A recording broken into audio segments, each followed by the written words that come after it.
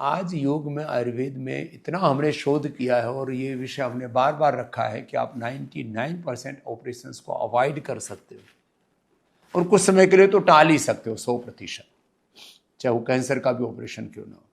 सारी डिजीज को रिवर्स कर सकते हो और 99 और कुछ मामलों में तो 100% आप ऑपरेशन से बच सकते हो। तो अपने हिफाजत के लिए, अपनी सुरक्षा के लिए आप योग को अपनाएं, आयुर्वेद को अपनाएं। हमने लिवर ट्रांसप्लांट को लिवोग्रिड से, किडनी ट्रांसप्लांट को रीनोग्रिड से, हार्ट के ट्रांसप्लांट को कार्डियोग्रिड हृदयामृत से, ब्रेन सर्जरीज को मेधावटी मेमोरी ग्रिड से टाला है।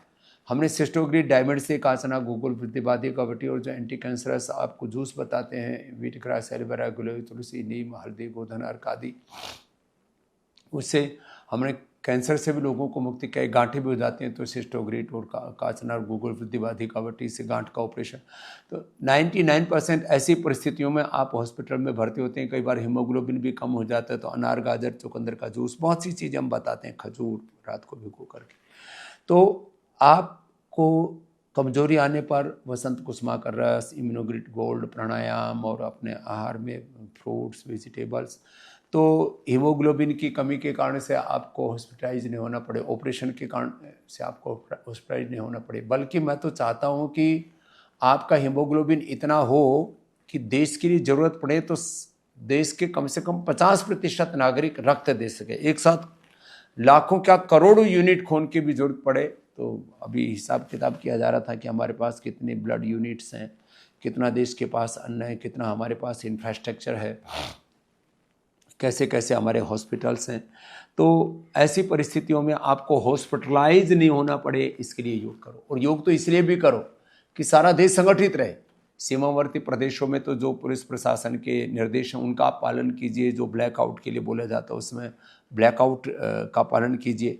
लेकिन सीमावर्ती प्रदेशों को छोड़ करके पूरे देश में, गांव, गली, मोहल्ला में सबको बाहर निकल करके एकजुटता दिखानी चाहिए। हिंदू हो, मुसलमान हो, ब्राह्मण, क्षत्रिय, वैश्य, शूद्र, दलित, आदिवासी, वनवासी, सब भारतवासी एक साथ बैठ करके योग करें और योग धर्म के साथ राष्ट्र धर्म की चर्चा करें। योग करते करते अपने शरीर को, मन को, इंद्रियों को सबल बनाएं, अपने शरीर, इंद्रियों, मन को, चित्त को शुद्ध करें, अपना परिष्कार करें और साथ में इकट्ठे होकर के सोचें कि देश को और शक्तिशाली कैसे बनाना है। जैसे हमारी जल सेना, थल सेना, वायु सेना बहुत शक्तिशाली है, ऐसी शिक्षा के क्षेत्र में, चिकित्सा के क्षेत्र में, कृषि के क्षेत्र में, उत्पादन के क्षेत्र में, साइंस और तकनीकी, विज्ञान, टेक्नोलॉजी के क्षेत्र में हर दिशा से अपने को, भारत को मजबूत बनाना है।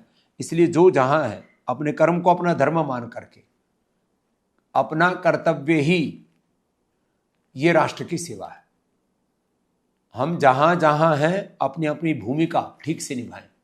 हेल्थ के फील्ड में, एग्रीकल्चर के फील्ड में, इंडस्ट्री में, जहां में प्रभु ने नियुक्त किया हुआ। आज हम सन्यासी होकर के सैकड़ों क्षेत्रों में देश की सेवा कर रहे हैं।